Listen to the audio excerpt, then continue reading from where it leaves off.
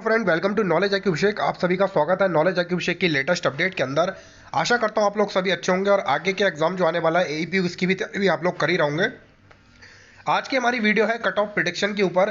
काफ़ी सारे कैंडिडेट से बात करने के बाद, उनसे पर्सनली कांटेक्ट करने के बाद और उनने किस तरीके से क्वेश्चन को अटैम्प्ट करा है, पेपर का लेवल क्या था, किस टाइप के कैसे ब्रांचेस का रहता है, तो एक डिटेल एनालिसिस के साथ यहाँ पर एक वीडियो जिसमें आपको हर ब्रांच की कट ऑफ के बारे में यहाँ पे पता चल जाएगा।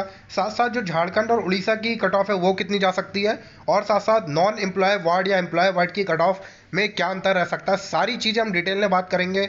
और बहुत ही मेहनत के साथ और ये वीडियो बनाई गई है। इसमें काफ़ी सारी चीज़ों को देखा गया है, पेपर का लेवल हर ब्रांच के कैंडिडेट से बात करी गई है, उसके बाद ही यहाँ पर ये चीज़ निकाली गई है। कट ऑफ हो सकता है ऊपर नीचे थोड़ी बहुत जाए, लेकिन अंदाज़ा यही है कि कट ऑफ इसके बीच जिस कैंडिडेट के भी मार्क्स उन्हें लगता है कि उनके इसके बीच मार्क्स आ रहे हैं, तो उनके पास जो है फाइनल शॉर्टलिस्ट वो हो जाएंगे। और डिपेंड करता है कि उन्होंने अपने नेगेटिव कम से कम करे हो।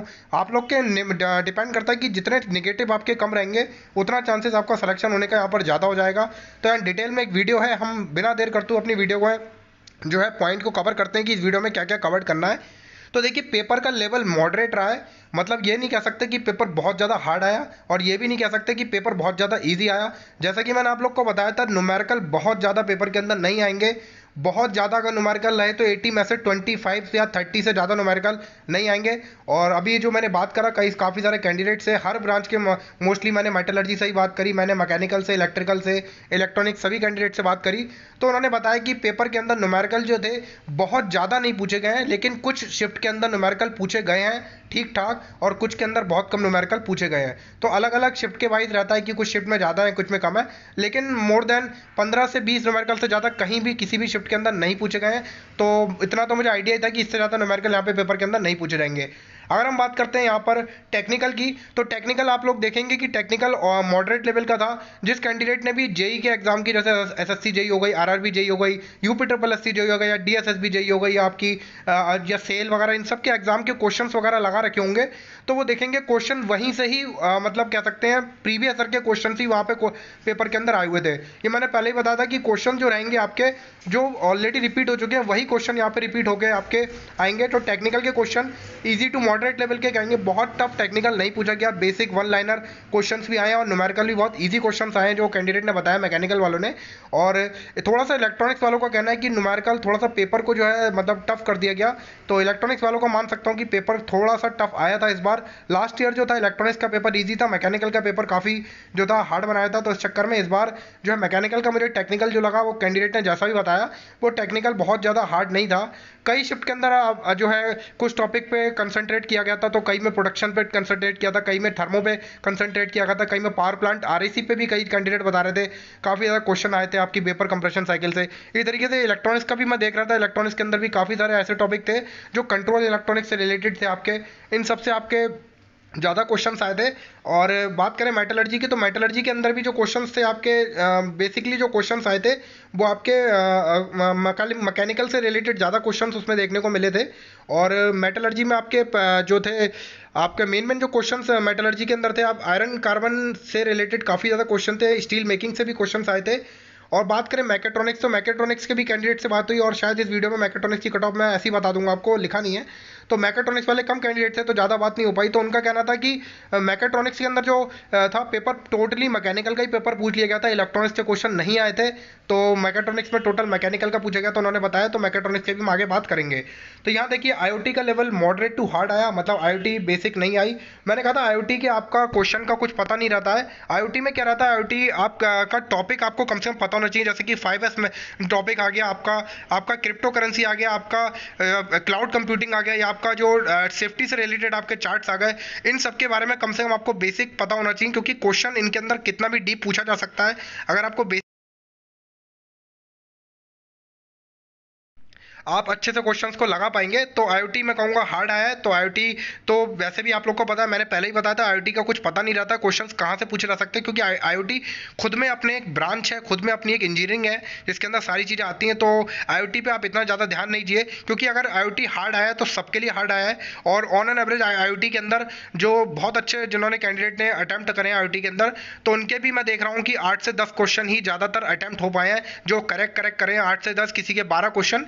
इस इससे ज़्यादा जो है करेक्ट अटेम्प्ट आईओटी के अंदर नहीं हो पाया। कोई भी कैंडिडेट अभी तक ऐसा नहीं मिला जिसने ये कहा कि 15-16 मेरे आईओटी के करेक्ट हुए हैं या 17 कब करेक्ट हुए हैं। अगर कोई हो तो कमेंट में बताना कि किसी का इतना क्वेश्चन अगर करेक्ट हुआ हो तो बताना। लेकिन अभी बाकी तो सभी कह रहे हैं कि 8 से 10, 8 से 10, 10 से 12, तो सबका एवरेज वही जा रहा है आईओटी का, तो इतना है। और अभी हम बात करते हैं कि एवरेज अटेम्प्ट कितना है टेक्निकल के अंदर। तो टेक्निकल के अंदर सभी कैंडिडेट जिनसे बात हो रही है वो कह रहे हैं कि मैंने 55 से लेकर 65 तक 80 क्वेश्चंस में से लगभग अटेम्प्ट करे हैं।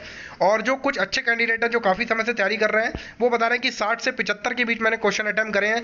अब देखिए अटेम्प्ट से ज़्यादा डिपेंड नहीं करता, लेकिन अगर आपके इसमें करेक्ट अगर आपके 55, 56 और 60 क्वेश्चन 80 में से भी करेक्ट होते हैं या आपके 55, 56 नंबर भी टेक्निकल में आते हैं तो ये एक अच्छा अटेम्प्ट माना जाएगा और आपका यहाँ पे सिलेक्शन का चांसेस बढ़ जाएगा। यानी 80 में से अगर आप किसी भी ब्रांच में आप 50 से ऊपर 55, 56 नंबर भी, 57 नंबर भी लेकर आ रहे हैं या 60 नंबर लेकर आ रहे हैं तो वेल एंड गुड है।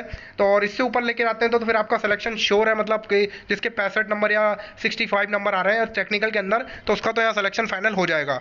तो ये देखते हैं यहाँ पे एवरेज अटेम्प्ट मैंने बताया, गुड अटेम्प्ट बताया।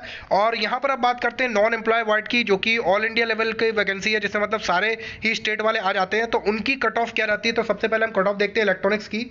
तो देखिए जो भी इलेक्ट्रॉनिक्स के कैंडिडेट हैं 60 से 68 मार्क्स अगर आपकी यूआर कैटेगरी के अंदर आ रहा है, आप अनरिजर्व में किसी कैटेगरी को बिलोंग नहीं करते हैं, तो आपका यहाँ पर जो है फाइनल लिस्ट में आपका सिलेक्शन हो जाएगा। अब डिपेंड करेगा आपने क्वेश्चन करे हैं 70 और आपने 10-12 गलत कर दिया, आपके नंबर रहेगा 59 या 58 नहीं हो पा रहा है तो उसमें फिर आपके साथ है। लेकिन अगर आपके 65, 66, 68 के आसपास मार्क्स बन रहे हैं तो आपका जो है आपका फाइनल लिस्ट में नाम आ जाएगा। अगर हम बात करते हैं एससी की तो 55 से 65 और एसटी की 50 से 55 के बीच अगर आपके मार्क्स आ रहे हैं तो यहाँ पर आपका जो है फाइनल लिस्ट में सिलेक्शन हो जाएगा। अगर हम बात करते हैं इलेक्ट्रिकल की, अब इलेक्ट्रिकल की भी देख लेते हैं एक बार। इलेक्ट्रिकल का थोड़ा सा कट ऑफ मुझे लगता है 1-2 नंबर इलेक्ट्रॉनिक्स से ज़्यादा जाएगी, क्योंकि पेपर टेक्निकल जो था वो ज़्यादा हार्ड नहीं था, मतलब मॉडरेट लेवल का ही कहेंगे। तो उसमें अच्छे कैंडिडेट ने टेक्निकल में अच्छे मार्क्स स्कोर करेंगे, आप देखना खुद ही। कई कैंडिडेट के 65, 66 मार्क्स आ रहे होंगे। कमेंट में बताइए आप लोग ने टेक्निकल में कितने कितने मार्क्स अटेम्प्ट करें ताकि मुझे पता भी चले और एक आइडिया लगे। और एससी की बात करें तो 60 से 65 अगर आपके मार्क्स आ रहे हैं, 61-62 भी मार्क्स आ रहा है एससी कैटेगरी के अंदर, तो आपका यहाँ पे फाइनल जो है आपका मतलब इंटरव्यू के लिए आप शॉर्टलिस्ट कर लिए जाएंगे। अगर आप बात करते हैं एसटी की तो 55 से लेकर 60 मार्क्स तक अगर आपके बीच आ रहे हैं तो यहाँ पर आपका सिलेक्शन हो सकता है। तो अब आप बात करते हैं अगली ब्रांच की, जो कि है मेटलर्जी ब्रांच। मेटलर्जी ब्रांच के अंदर जो है ज़्यादा कैंडिडेट से तो नहीं बात हो पाई, लेकिन जितने भी कैंडिडेट ने बताया उनके एवरेज अटेम्प्ट 70, 75, 80 के आसपास ही देखने को मिल रहे थे। तो उनकी कट ऑफ का अंदाजा लगाते हुए 10-12 निगेटिव करके भी आते हैं। तो अच्छे कैंडिडेट जो भी 60-62 नंबर ही मेटलर्जी के अंदर लेके आते हैं तो उनका फाइनल सिलेक्शन हो जाएगा। एससी की बात करें तो 52 से 55 और एसटी की बात करें तो 50 से 55। आगे बात करते हैं सिरेमिक की। तो सिरेमिक के अंदर देखेंगे अगर आपके 55 से 60 आ रहे हैं, सिरेमिक के जो है पेपर थोड़ा सा टफ आया था। सिरेमिक के कैंडिडेट ने बताया कि पेपर हल्का सा टफ आया है, तो कट ऑफ सिरेमिक की भी यहाँ पे एवरेज थोड़ी सी कम जाएगी, 3-4 मार्क्स बाकी अदर ब्रांच से। तो जिसके भी सिरेमिक के अंदर जनरल के अंदर आपके 56-57 मार्क्स आ रहे हैं तो यहाँ पर उसका सिलेक्शन हो जाएगा। अगर बात करते हैं एसटी में तो 50 से 55 पे ही हो जाएगा। एसटी की बात करें तो 50 से 52। अब बात करते हैं मैकेनिकल की। मैकेनिकल का पेपर जो है बहुत ज़्यादा टफ नहीं आया, टेक्निकल इजी आया था। तो इस बेसिस पे मैकेनिकल का सबसे ज़्यादा कैंडिडेट अप्लाई भी करते हैं और मैकेनिकल का कंपटीशन सबसे ज़्यादा यहाँ पर रहता भी है। तो मैकेनिकल के अंदर थोड़ा सा कट ऑफ यहाँ पे अदर ब्रांच से आपकी 4-5 नंबर ऊपर जाती हुई नजर आ रही है, क्योंकि कुछ कैंडिडेट ने 90 अटैम्प्ट भी करे हैं, कुछ ने 85 अटैम्प्ट भी करे हैं। तो अच्छे अटैम्प्ट है और वो कैंडिडेट ने एक्यूरेसी के साथ अगर करे होंगे तो उनका वहाँ पे सिलेक्शन होने का चांस बढ़ जाएगा। तो मैकेनिकल के अंदर आपके 67 से लेकर 74 के बीच आपकी कट ऑफ आ सकती है। हो सकता है 1-2 नंबर ऊपर नीचे आपका हो जाए या कम ज़्यादा हो जाए, तो उसके ऊपर नहीं कह सकता। लेकिन अगर आपके मैकेनिकल के अंदर 67 से 74 क्वेश्चन आ रहे हैं तो आपका सिलेक्शन यहाँ पे हो जाएगा। अगर आपके एससी में 64 से 68 आ रहे हैं तो यहाँ पे आपका सिलेक्शन होने का मैकेनिकल के अंदर पूरा चांस है। एसटी में 58 से 65 आ रहे हैं तो यहाँ पे आपका चांस पूरा बन जाता है। तो मैकेनिकल वाले कैंडिडेट जिनके भी मार्क्स आपके मान के चलिए आप लोग 65 से 70 के बीच में ला रहे हैं तो वहाँ पर उनका आपका इंटरव्यू के लिए शॉर्टलिस्ट होना यहाँ पे बिल्कुल कंफर्म आपका हो जाएगा। इंटरव्यू के लिए शॉर्टलिस्ट लास्ट ईयर भी इसके आसपास ही कट ऑफ गई थी, इस बार ये पेपर मॉडरेट आया तो कट ऑफ यहाँ पर जाएगी। अगर हम बात करते हैं यहाँ पे अब मैंने और यहाँ पे एक ब्रांच बची मेटलर्जी कह रहा हूँ आपकी मैकाट्रॉनिक्स। तो मैकाट्रॉनिक्स की आप मान के चलिए अगर आपके 50 से 60 के बीच में आपके मार्क्स आ रहे हैं जनरल कैटेगरी में तो आपका सिलेक्शन हो जाएगा। और यूआर के अंदर आपका अगर यूआर कह रहा हूँ ओबीसी और यूआर सेम ही है, अगर एससी के अंदर आपके 45 से 50 आ रहे हैं तो यहाँ पर सिलेक्शन मैकाट्रॉनिक्स में हो जाएगा। एससी में भी आपका 45 से 50 पे यहाँ पर सिलेक्शन मैकाट्रॉनिक्स के अंदर आपका ईजिली हो जाएगा। तो फ्रेंड्स हम अब अगली कट ऑफ एम्प्लॉय वार्ड पे आते हैं, यानी जो एम्प्लॉय वार्ड है जिनके जो है रिलेशनशिप है टाटा स्टील के अंदर, उनकी कट ऑफ यहाँ पर बाकियों की जो भी आपकी अभी मैंने ऊपर कट ऑफ दिखाई उन कट ऑफ से आप जिस भी ब्रांच के 10 मार्क्स अपने कम कर लीजिए, आपका वहाँ पे सिलेक्शन हो जाएगा। एग्जाम्पल के तौर पे मैकेनिकल की 67 रखिए, तो अगर आपके 57 मार्क्स आ रहे हैं यहाँ पर, तो आपका यहाँ पर एम्प्लॉय वार्ड में सिलेक्शन हो जाएगा। और अगर हम बात करते हैं झारखंड और उड़ीसा की, तो झारखंड उड़ीसा वाले कैंडिडेट भी अपना कट ऑफ एक बार देख लीजिए। अगर आप लोग के किसी भी ब्रांच में और आपके 50 से 60 यूआर में, एसटी में 48 से 55, एसटी में 45 से 50 मार्क्स आ रहे हैं, तो आपका यहाँ पर जो है झारखंड उड़ीसा जो प्रॉपर स्टेट वाले हैं, उनका यहाँ पर फाइनल सिलेक्शन होने का चांस पूरा पूरा बन जाता है।